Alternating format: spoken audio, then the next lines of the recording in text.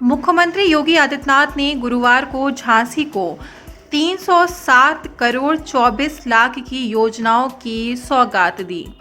इस दौरान सीएम ने भारतीय जनता पार्टी के प्रबुद्ध वर्ग सम्मेलन को संबोधित करते हुए कहा कि 2017 से पहले माफिया गरीबों और व्यापारियों की संपत्ति हड़प लिया करते थे, लेकिन आज भाजपा की सरकार उनसे ये संपत्ति ब्याज समेत वापस ले रही है।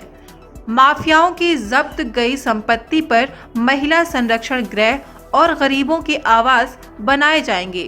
बुंदेलखंड के नौजवानों को नौकरी और रोजगार में मिला है।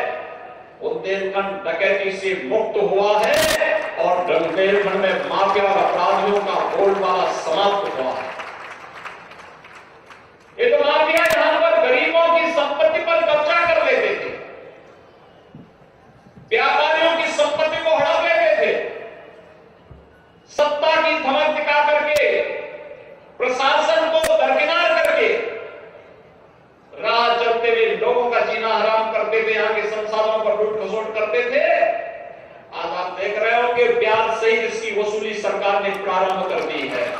इसके अलावा उन्होंने कहा कि 2017 से पहले यहाँ के जिम्मेदार लोगों ने बुंदेलखंड की हमेशा बदरंग तस्वीर ही पेश की, जिसे सुधारने का संकल्प प्रधानमंत्री नरेंद्र मोदी ने लिया था और प्रदेश सरकार इस दिशा में लगातार काम कर रही है। बुंदेलखंड असीम संभावनाओं से भरा हुआ है। पर्यटन के क्षेत्र में यहाँ असीम संभावना है। ज़रूरत है तो इस दिशा में काम करने की। डिफेंस कॉरिडोर के जरिए सरकार का ये प्रयास लगातार जारी है।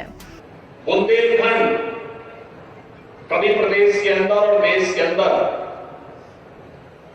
सूखा, बदहाली, अराजकता और प्राकृतिक संसाधनों पर लूट खसोट के लिए जाना जाता था। प्राकृतिक सौंदर्य और संसाधनों से समृद्ध होने के बावजूद कुछ निहित स्वार्थी तत्वों के द्वारा बुंदेलखंड की तस्वीर बहुत खराब ढंग से प्रस्तुत किया जाता था। मुझे याद है जब मुख्यमंत्री बना था मैं 2017 में, और उस समय प्रधानमंत्री जी से जब मैं मिलने के लिए गया था तो आदरणीय प्रधानमंत्री जी ने एक ही बात मुझसे कही कि प्रदेश का दौरा जब शुरू करें तो बुंदेलखंड से अगर आप कर सकें तो अच्छा होगा।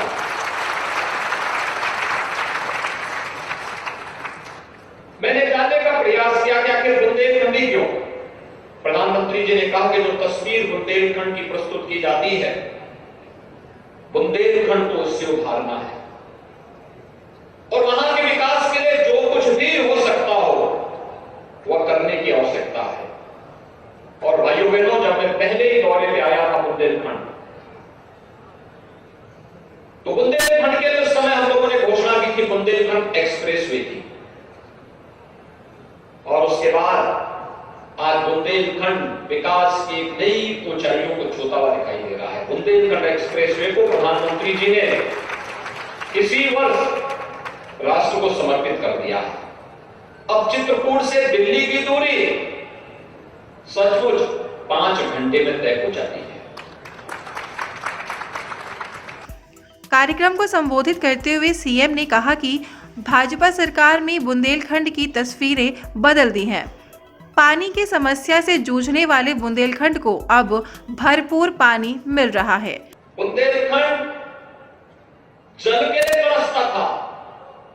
ऐसा नहीं कि यहां जल की मात्रा कम रही हो, यहां पे सरफेस वाटर पर्याप्त मात्रा में था।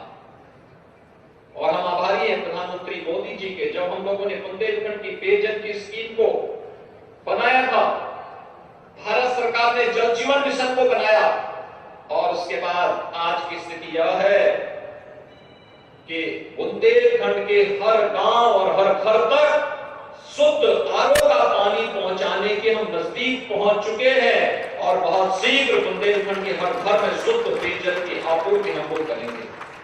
भाइयों बहनों, शुद्ध पेयजल की आपूर्ति का मतलब आधी से अधिक बीमारी का समाधान होगा। इस दौरान उन्होंने 307 करोड़ 24 लाख की 93 परियोजनाओं का लोकार्पण और 20 करोड़ 24 लाख की 9 परियोजनाओं का शिलान्यास किया।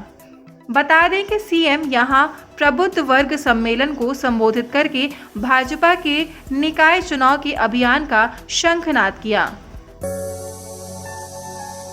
सब्सक्राइब कीजिए न्यूज़ इन इंडिया को और बेल आइकन को दबाइए न्यूज़ से जुड़ी लेटेस्ट वीडियोज सबसे पहले देखने के लिए।